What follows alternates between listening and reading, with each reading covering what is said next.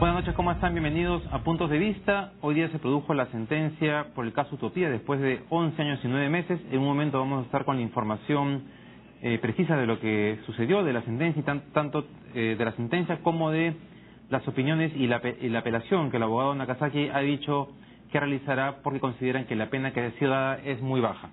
Vamos a ir para comenzar con Noelia Sabache, que está en el Congreso. El primer ministro se ha presentado hoy día en la Comisión de Descentralización para dar un reporte sobre los avances que se ha producido en esta materia en el país, que es uno de los más cuestionados. Noelia, ¿cómo estás? Buenas tardes, Luis. Efectivamente nos encontramos en el Congreso de la República, exactamente en la Comisión de Descentralización, Regionalización, Gobiernos Locales y Modernización de la Gestión del Estado, hasta donde ha llegado el premier René Cornejo para presentar el informe anual del proceso de descentralización conforme a la Ley Orgánica de Gobiernos Regionales. Hace aproximadamente unas 2 horas que llegó hasta aquí el premier para exponer este informe anual que se realiza cotidianamente cada año para notificar acerca de los alcances con respecto en materia de descentralización. En esta primera exposición que realizó el premier René Cornejo es importante indicar que si bien se ha registrado un avance en comparación con el año pasado, el avance ha sido lento en materia de descentralización. Sin embargo, se ha podido combatir lo que es la pobreza extrema y desnutrición crónica gracias, por ejemplo, a algunas de las medidas como continuar con el Consejo de Ministros descentralizados. El premier finalizó su exposición y a continuación se encuentran en la etapa de la intervención de los parlamentarios, quienes vienen exponiendo la realidad que afrontan sus diversas regiones, así como preguntas con respecto al avance a nivel nacional al premier. En estos momentos toma la palabra el congresista Antonio Medina Ortiz, congresista de Fuerza Popular. Escuchemos. Relaciones culturales, la misma actividad económica, y no hay beneficios para los profesores del área de influencia, solamente para los de intervención directa. Yo creo que ese es un tema que debería corregirse de inmediato, señor presidente de la Comisión, a través suyo al presidente del Consejo de Ministros. Ya se dijo acá que se está creando distritos, pero también se está creando centros poblados. O sea, los alcaldes provinciales crean centros poblados por doquier, y ejemplos hay. Y el gobierno central, con legítimo derecho para los pueblos, obviamente propone la creación de los distritos, y quisiéramos saber si este tema tiene que ver entonces, David, de esta manera se viene desarrollando esta nueva sesión de la Comisión de Descentralización que cuenta con la presencia del premier René Cornejo. Seguimos contigo con más información. Gracias, Noelia. Bien, y el día de ayer se realizó la audiencia pública en Ancash, que comentamos también el día de ayer, y tenemos las declaraciones del presidente de la comisión, el congresista Ceballos. La audiencia ayer nos ha dado muestra de un nuevo modelo de ejercicio de democracia. Me refiero a que sea más participativa, inclusiva, con un diálogo fraterno y directo entre autoridades y ciudadanía, porque muchos de los correctivos, si se hubieran dado a tiempo, no estuvieran hoy día lamentando los sucesos acontecidos, especialmente en el caso del señor Ezequiel Nonasco, por ejemplo, ¿no? Al margen de ello, creo que también una segunda lectura sería de que el Estado ha dado un giro respecto a sus instituciones, y obviamente está empezando a tomar en cuenta lo que es el interior del país. Y en buena hora que hemos empezado por Ancash, porque fíjese, en la Comisión de Fiscalización, hace una semana atrás, hemos recibido una serie de denuncias contra el presidente regional de Tumbes, y bastante graves también, tan igual como las acontecidas en Ancash. En consecuencia, al decirle que convertimos a Ancash en un caso emblemático, nos va a permitir toda una estrategia, todo un conjunto de lineamientos de política de trabajo en cuanto a seguridad ciudadana y en cuanto a la lucha contra la corrupción, mirando lo que es Lambayeque, La Libertad, Piura, Tumbes, todo lo que es la macrorregión norte. Toda esta serie de medidas que han estado girando en torno a la región de Ancash ya tuvo una primera reacción positiva por parte del ángulo denunciado. El día domingo el presidente regional César Álvarez ha manifestado al país que no va a la reelección. O sea, creo que un factor reacción. Había acciones concretas. En el caso de Contraloría, sugirió al Ministerio de Economía la suspensión de toda transferencia para el gobierno regional y para el proyecto Estrella, proyecto Chinecas. Y hay un ejército de funcionarios de Contraloría en todo lo que es la región, 40 funcionarios ajenos a la oficina desconcentrada. En el caso de lo que es el Ministerio Público, creo que las respuestas han sido mucho más puntuales y urgentes en cuanto a su aplicación. Y obviamente tenía que darse en ese escenario, porque el principal objetado era el Ministerio Público.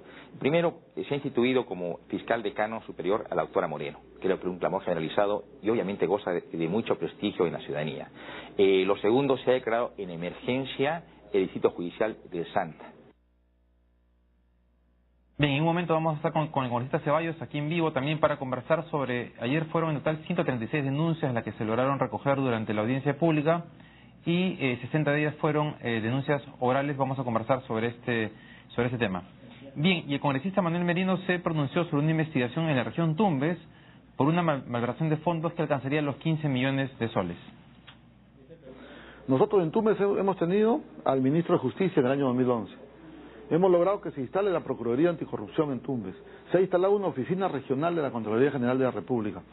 Pero lo que viene sucediendo es la manera articulada con que está funcionando la corrupción en Tumbes está desbordada. Y ahí nosotros creo que es un llamado de atención esta audiencia pública que se ha desarrollado en Ancash. Nosotros la hicimos en el mes de enero. Y la hicimos porque venía siéndose postergada desde el mes de diciembre. Tenemos una denuncia, por ejemplo, 30 millones de soles. Los institutos tecnológicos tienen una ley propia, los institutos tecnológicos y pedagógicos. Ellos han recibido un monto, en total del año 2004 a la fecha, 60 millones de soles. ¿Del gobierno regional? Ellos se lo transfieren al gobierno regional porque no son unidad ejecutora. ¿Ya? El gobierno regional es administrador de los recursos, le transfiere al Ministerio de Educación y Educación debe transferir. No, pero ¿quién le dio los 60 millones de soles? El canon se transfiere mensualizado. La ley de canon y sobrecanon. Es un recurso que por recibe... canon han recibido 60 millones de soles. Por canon y sobrecanon, que es lo que ha permitido darle subsistencia a los institutos tecnológicos y pedagógicos, que son 4 en Tumbes. Estos 60 millones supuestamente se deben dividir en 4 partes, 15 millones cada uno. Cuando nosotros hemos ido a buscar el sinceramiento para saber cuánto se ha transferido, qué se ha ejecutado, se puede utilizar en tecnología, infraestructura, ciencia, tecnología, sí, infraestructura y equipamiento.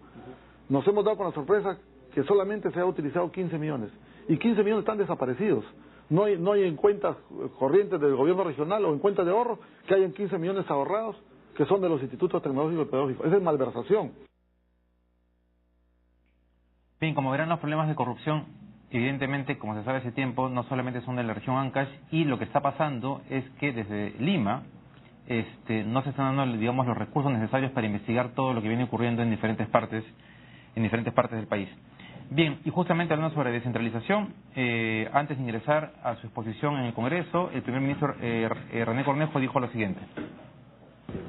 Bueno, ese es un tema que ciertamente forma parte de una serie de reflexiones que necesitamos hacer, no solo a nivel de Ejecutivo, sino a nivel del Congreso, del Parlamento, de los propios gobiernos regionales. Precisamente hace unos minutos conversaba con el nuevo presidente de la Asociación Nacional de Gobiernos Regionales, y que requieren evidentemente de un amplio debate para poder allí sintonizarlo con lo que es la demanda de la población, pero sobre todo con aquello que aporte a fortalecer la institucionalidad y la profundización de un programa de descentralización que está en marcha. Bien, que también se pronunció sobre la audiencia pública realizada ayer en Ancash fue el titular de la Defensoría del Pueblo, Eduardo Vega.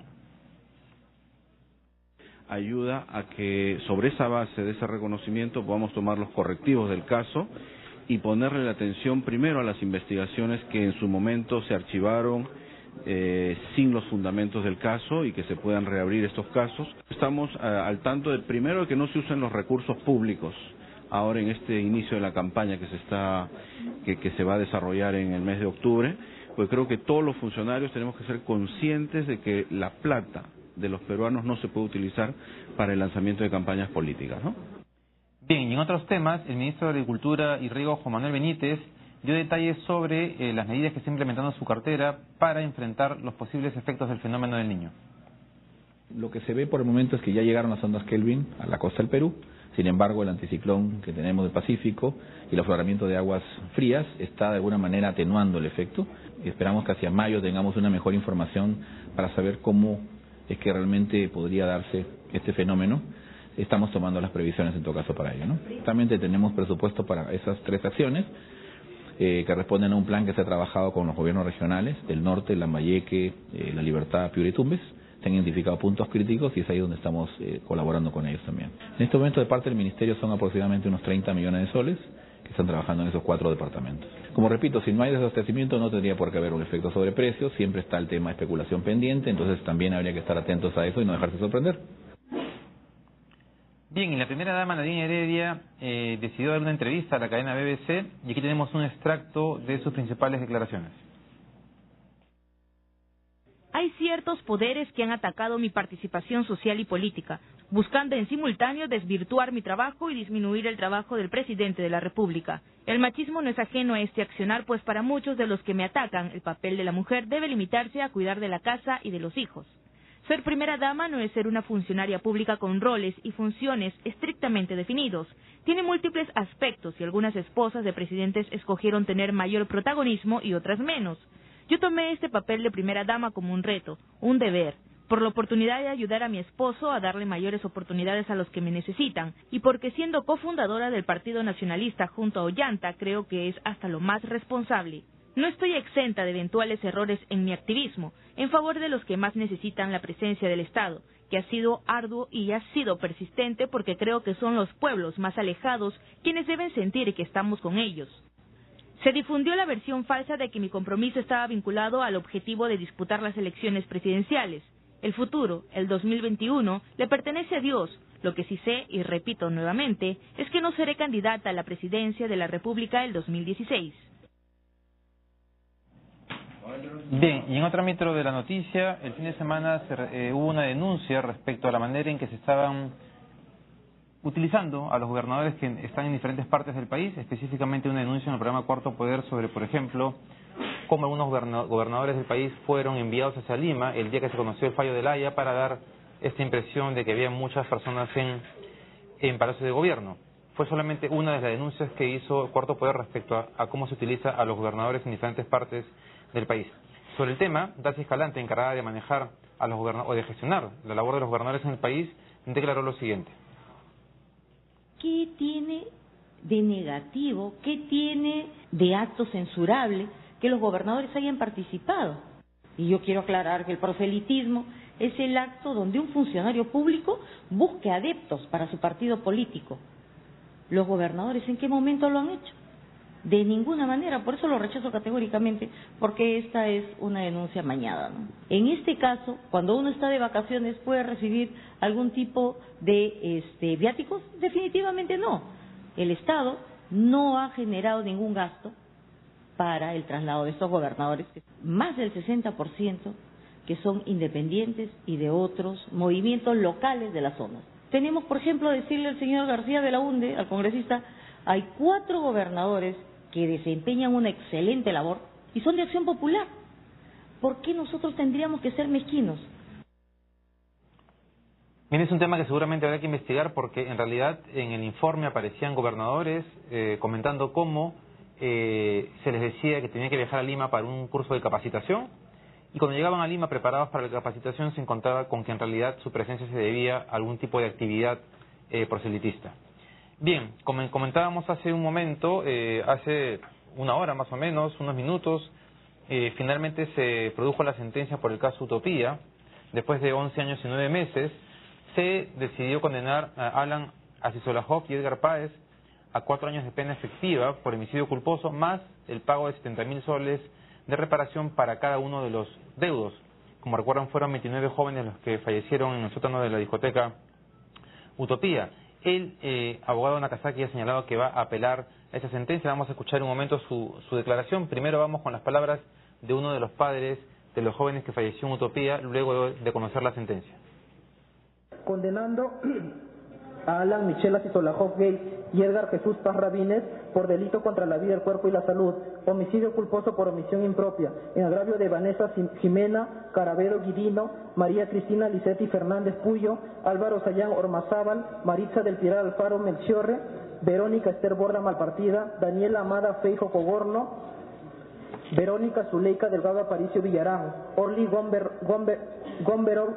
Gomberov Elón, Silvia Virginia de la Flor Icochea, Vanessa Umbel Burgas Cisneros, Guillermo Vilogrón Gaviria, Ricardo Martín Valdivia Rivero, Luis Enrique Ramírez Basigalupo, Sandra Liliana Ceballos Mencheli, Laurence Miguel Von Eren Campos, Carlos Augusto Jacker Pérez, Eduardo Antonio Magluk Tomasevich, Jorge Karim Bugosén Chaluja, María Gabriela Mesa Vázquez, Marcela Milagros Valverde Ocaña, Verónica Isabel Egusquiza Valencia, Melissa Burstein Vargas, Eugenia Carolina Fishman Rodríguez, Arturo Leca Fuentes, Flavio Renato de la Llave García Rosell, Maura Rocío del Pilar Solórzano González, Jorge José Díez Martínez Podesta, Robert Belmont Ibarra y Pedro Michel Bugosén Chalupa, y como tal se les impone 4 años de pena privativa de la libertad efectiva, la misma que será computada desde el momento de su detención. Asimismo se fija en la suma de 70.000 nuevos soles, el monto del concepto de reparación civil que deberán abonar los sentenciados en forma solidaria a favor de cada uno de los agraviados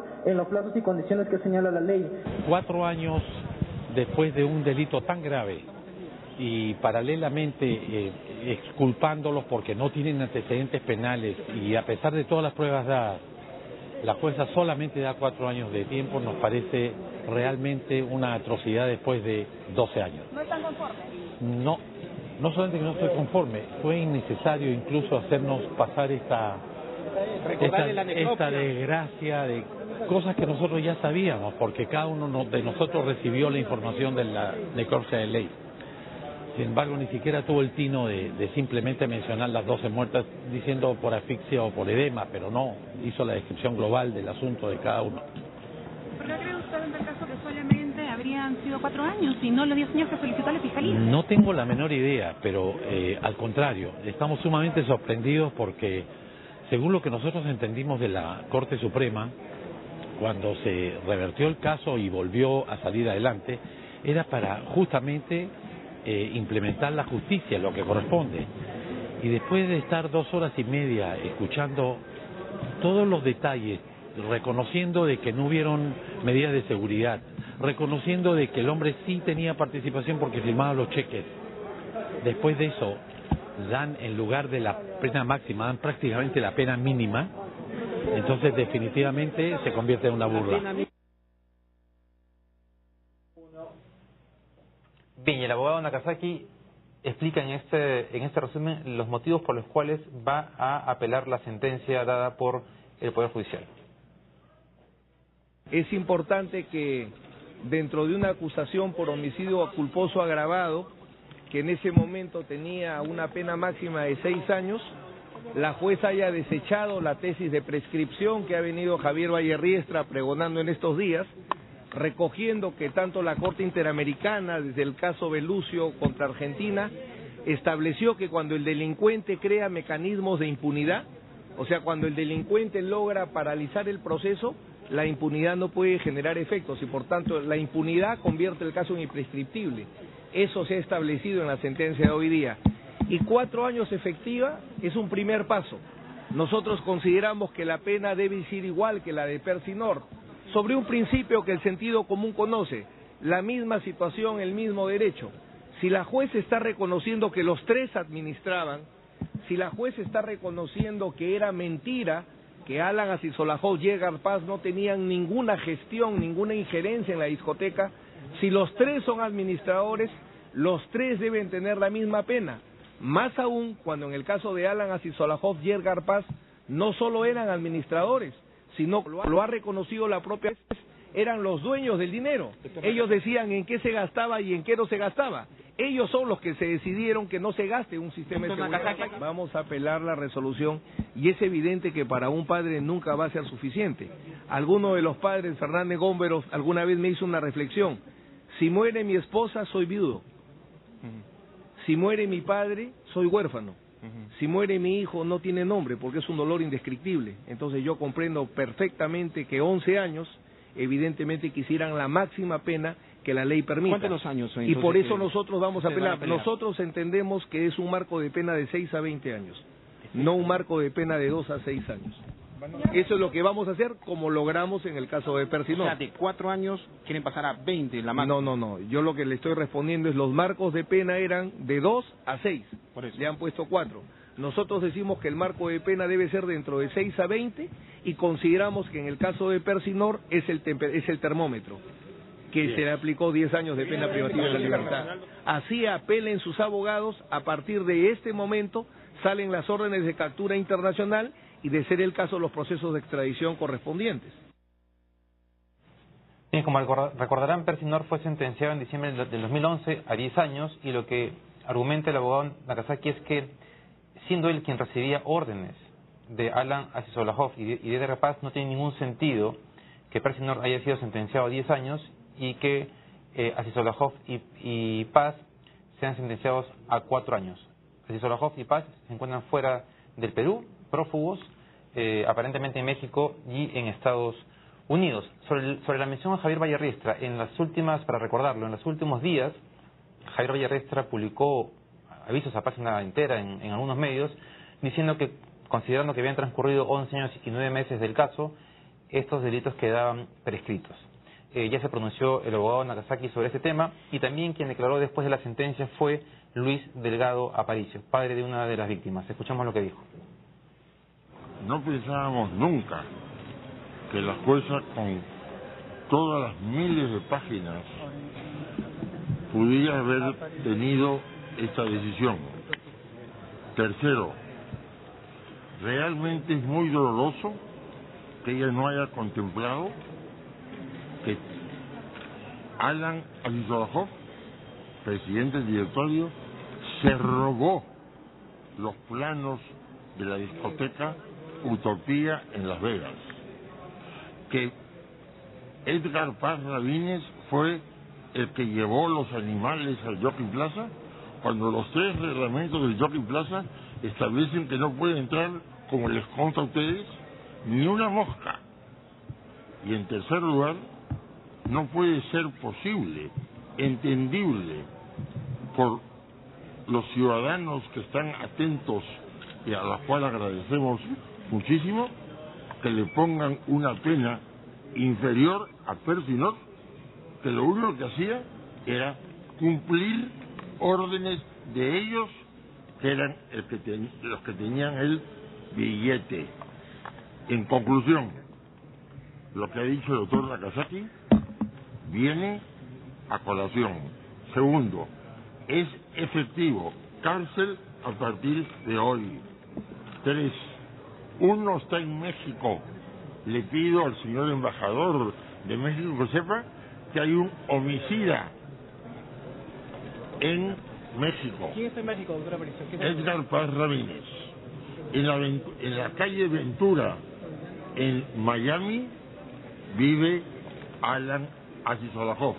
Le pido al señor embajador de Estados Unidos que sepa que desde este momento, como lo ha dicho el doctor Nakazaki, hay un homicida caminando por las calles de Miami libre. ¿Ha interpuesto una acción legal? Esto, obviamente, acaba de decir el doctor Nakazaki, surte efecto desde este momento. 4, lamento mucho, lamento terriblemente que un hombre tan inteligente como el doctor Javier Vallarriestra, que ha escrito libros sobre el tema y especialmente 3 tomos sobre extradición, que es lo que viene después que termine la operación, puede haber hecho un comunicado el día de ayer diciendo que se quedaba con Delgado Aparicio y se quedaba con la prescripción. Pues anuncio el día de hoy que el doctor Vallarriestra se queda con Delgado Aparicio, pero se ha quedado manco, porque la prescripción no ha funcionado. Bien, vamos a ir a la pausa y cuando regresemos estaremos con Mesías Guevara, presidente de la Comisión Especial que investigará al Gobierno Regional de Ancash, para que nos cuente lo acontecido el día de ayer en la audiencia pública realizada en esa región. Volvemos.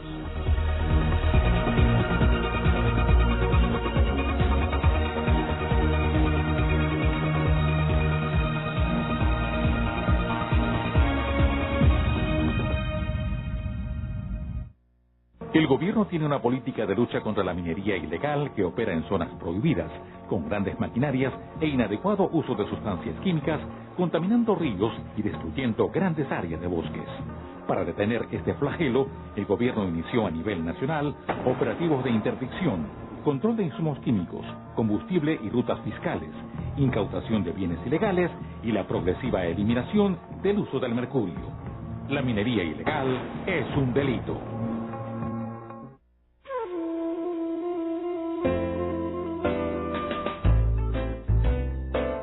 Letra de Fuego, con Raúl Tol.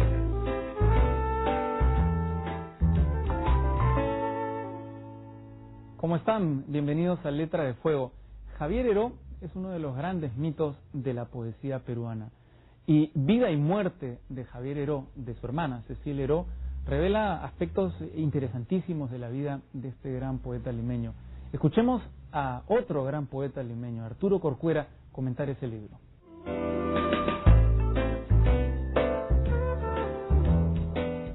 Recomiendo a los lectores el libro de Cecilia Heró sobre su hermano Javier. Abarca la vida y la muerte y su obra poética.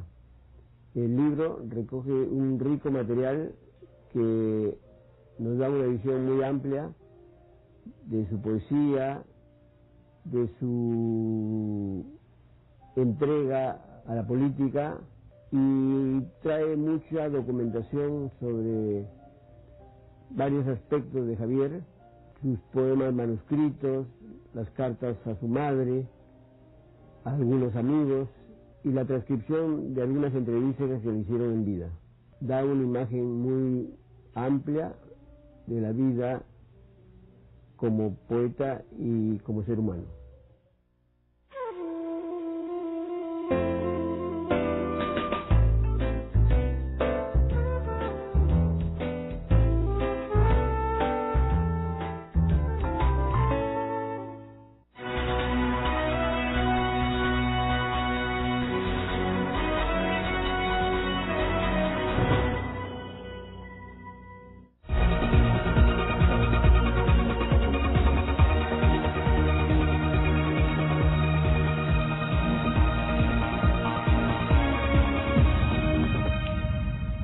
Estamos en un enlace telefónico con el abogado César Nakazaki para conversar sobre la sentencia que se dio hoy día por el caso Utopía. Señor Nakazaki, buenas noches, gracias por esta comunicación. Buenas noches y gracias por la oportunidad. Cuéntenos, queremos entender primero las razones por las cuales esta sentencia de 4 años les parece que no es la conveniente o que es insuficiente. ¿Cuáles son las razones que ustedes van a dar en la apelación para pedir una mayor pena para el señor Páez y el señor Asís Olajov? En el caso de la discoteca Utopía, se ha demostrado que había 3 administradores: Alan Asís Olajov, Edgar Paz y Percy Nor. Percy Nor, uno de los 3 administradores, ha sido condenado por homicidio doloso a 10 años. Misma enfermedad, mismo remedio. Eso nos motiva a seguir insistiendo en que haya una pena más grave. ¿El juez ha dado alguna razón por la cual la pena en este caso ha sido menor? ¿Ha explicado el por qué? Una excelente pregunta. Un agraviado no necesitaría abogado en un juicio, porque su abogado es el fiscal. El fiscal defiende a las víctimas del delito. En el caso de Percy Nor, el fiscal comprendió y acusó por homicidio doloso, y por eso se da la pena por 10 años. Aquí a la fiscal se le entregó el precedente de Percy Nor, una ejecutoria de la Corte Suprema que indicaban ambas que el caso debe ser calificado como homicidio doloso, y en 2 líneas dijo: no tengo nada que agregar. Esa acusación deficiente ha dificultado el trabajo de la Corte. Ha dificultado, o sea, y entonces el procedimiento ahora, ¿cuál va a ser para que se cuente con este elemento de juicio? La ley establece que cuando la Fiscalía actúa de manera negligente o de manera fraudulenta, el agraviado no se tiene por qué ver afectado, y el juez puede hacer los correctivos del caso, corrigiendo errores de calificación o de tipificación.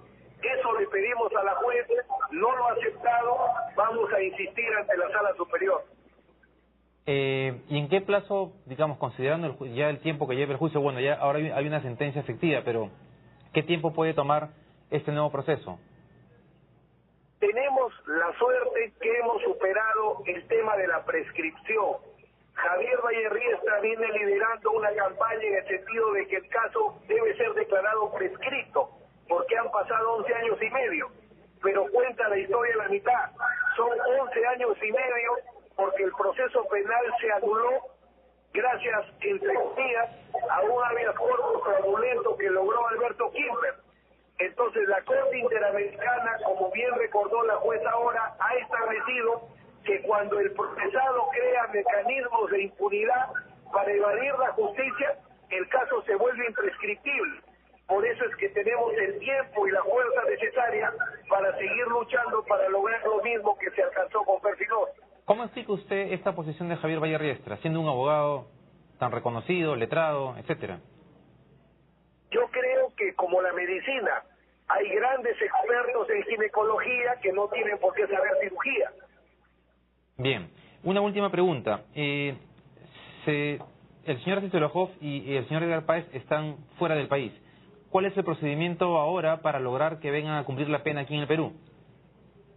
Como la sentencia se empiece a ejecutar, así se interponga recurso de apelación por principio de ejecución provisional de la sentencia. Hoy día tiene que oficiarse al Interpol, salen las órdenes internacionales y de resistirse la persona al arresto internacional se realizan los procesos de extradición correspondientes. Bien, señor Nakazaki, muchas gracias por esta comunicación. Vamos a seguir el caso, bueno, como seguramente lo hará el público y los medios en general. Que les vaya bien. Gracias por la oportunidad. Buenas noches. Gracias.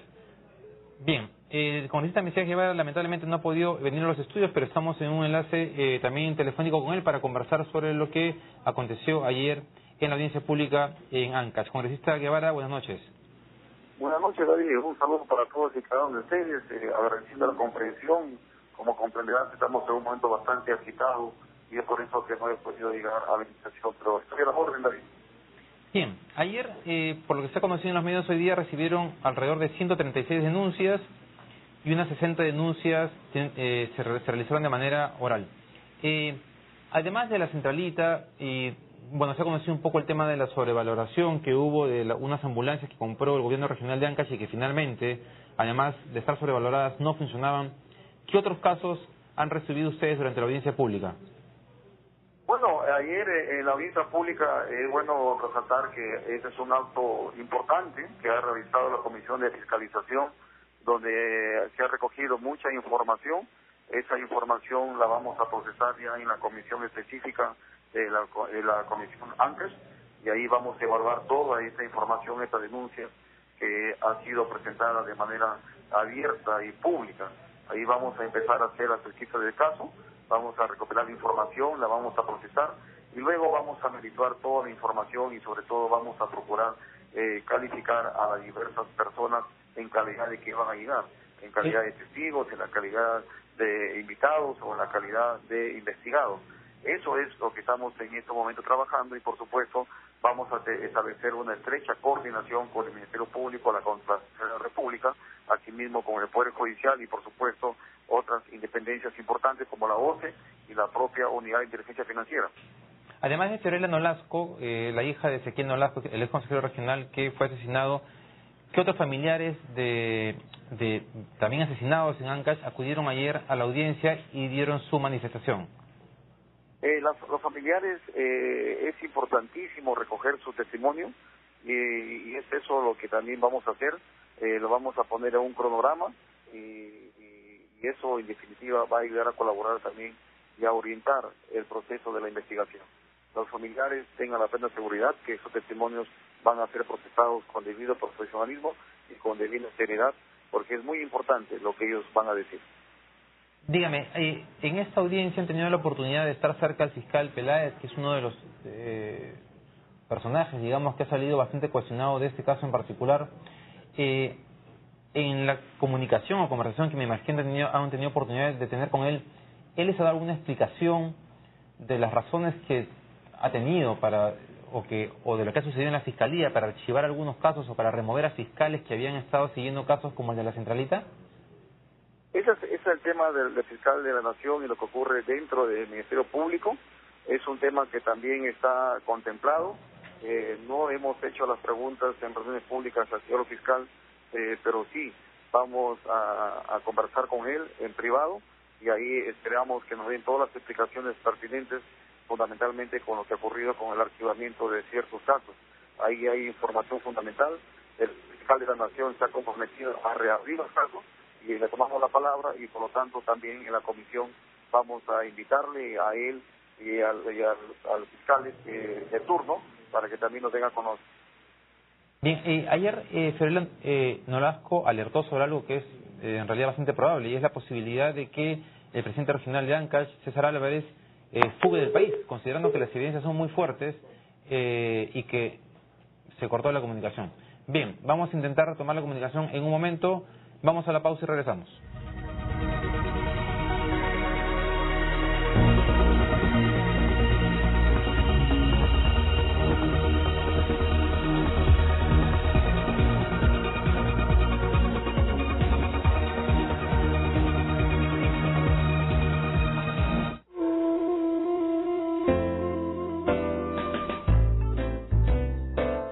Letra de Fuego, con Raúl Tola.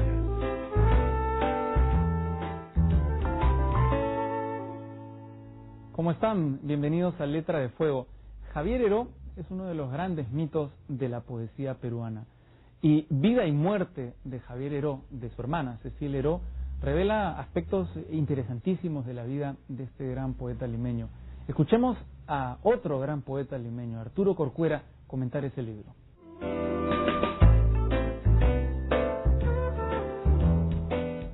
Recomiendo a los lectores el libro de Cecilia Heró sobre su hermano Javier.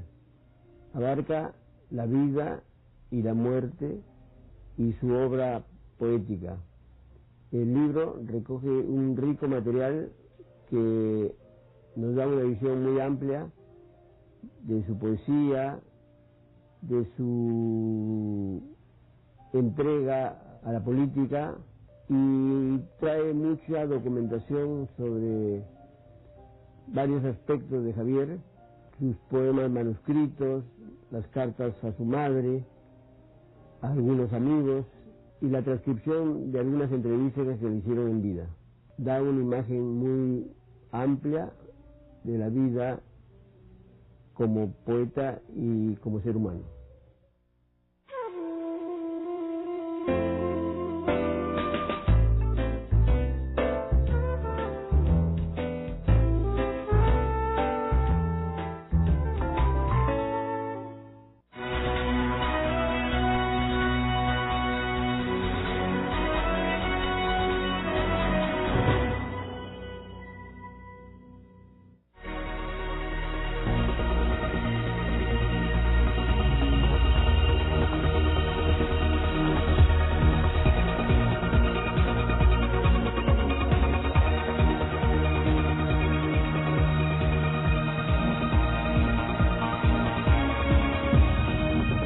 Bien, estábamos conversando con el congresista Mesías Guevara, quien estuvo ayer en la audiencia pública en Ancash. Congresista Guevara, un par de preguntas finales sobre la audiencia pública.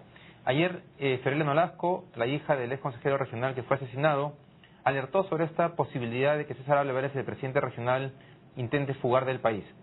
¿Qué medidas se pueden tomar o se piensan tomar para que esto no se concrete? David, en primer lugar, una pequeña aclaración.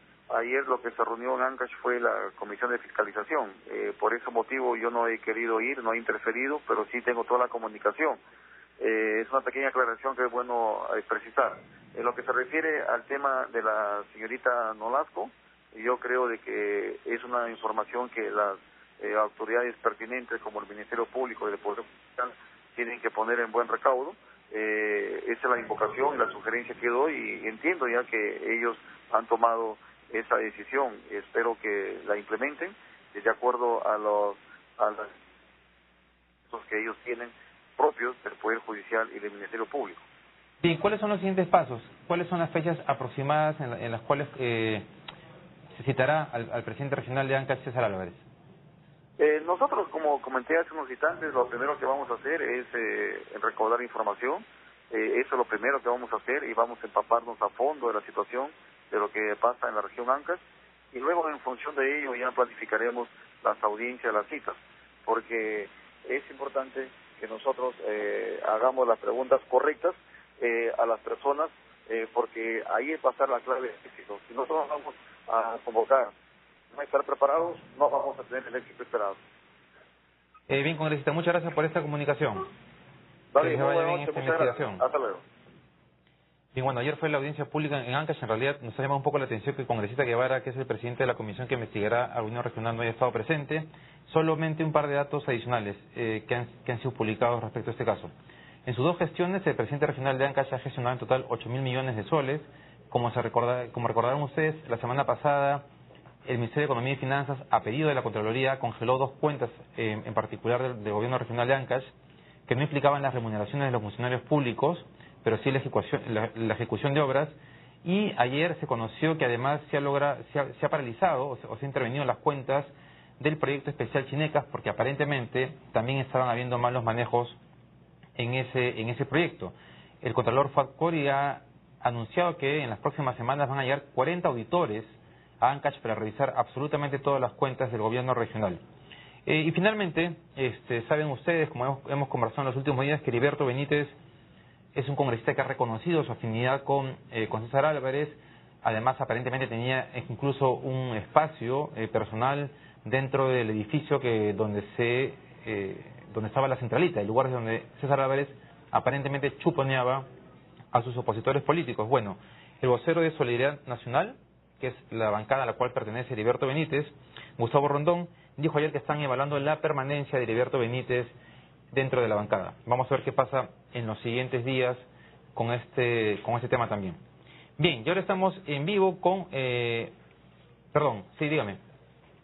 Estamos con Wilfredo Guzmán, presidente del CONADIS, que es el Consejo Nacional para la Integración de las Personas con Discapacidad, porque el día de hoy se ha publicado el reglamento de la Ley General de la Persona con Discapacidad.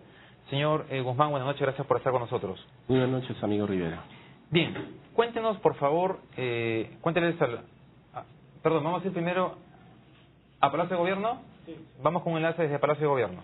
De la República, a la ministra del programa de la Mujer Palacio y a todas las delegaciones participantes del Foro Internacional de elenco Mujeres. Oficial del Ministerio de Cultura, conformado por un centenar de pequeños artistas con edades entre los 9 y 16 años, presenta este recital que va a formar parte del ciclo de conciertos de música sacra que ofrece la agrupación coral infantil. Para esta actividad se han hecho presente las mujeres líderes de 34 países que visitan nuestro país para participar de este Foro Internacional de Mujeres Líderes que se desarrolla del 7 al 9 de abril. También se encuentran presentes la primera vicepresidenta de la República, Marisol Espinosa, y la ministra de la Mujer, Carmen Omonte.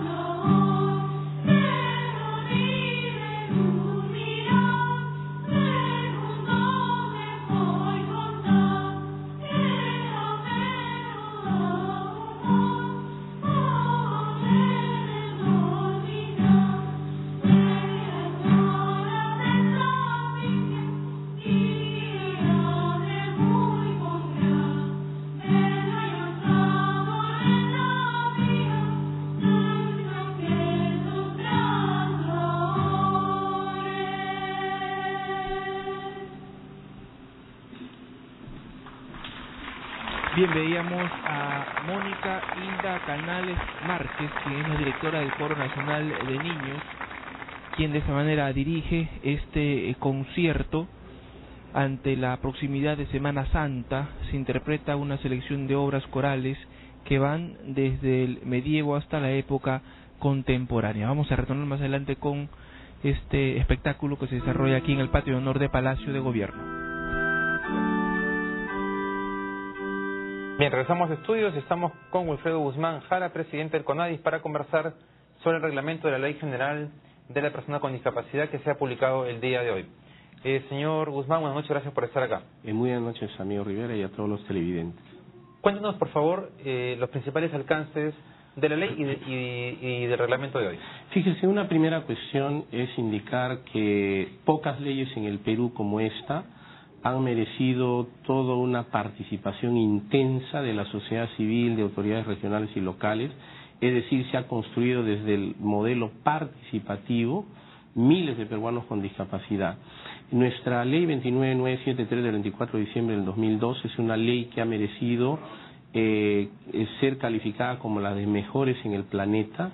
El Perú es uno de los primeros países que adecua toda su legislación en torno a la discapacidad. El reglamento de hoy creo que cierra un círculo histórico en el Perú con una moderna ley y que va a dar beneficios que nunca han existido en el país a las personas con discapacidad. Cuéntenos cuáles son esos beneficios, derechos, me imagino, derechos elementales, ¿no? Sí, entre varios beneficios tendríamos que empezar con la participación política.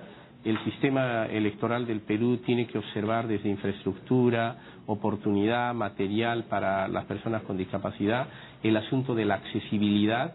Va a haber bonos para la construcción de viviendas de personas con discapacidad, las tecnologías, las comunicaciones y la información se hacen accesibles, el tema urbanístico, arquitectónico.